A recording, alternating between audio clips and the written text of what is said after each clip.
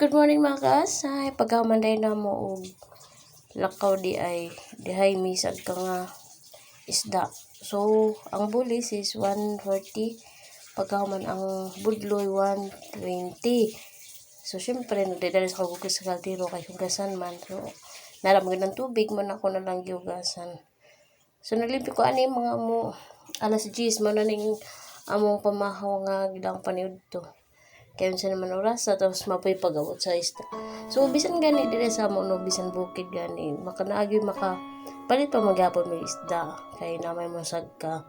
So lahi-lahi lang gid mo sagka pero depende sa mo magustuhan pero kami gud kay na naman may suki nga makabarato ra gani ka. Basta kana gani siya ang mo sagka diri sure gid nga mo palit mi ug nay kwarta pero wala syempre di ta ka palit ug pero kung na may bugas pwede sa ninyo palisdan.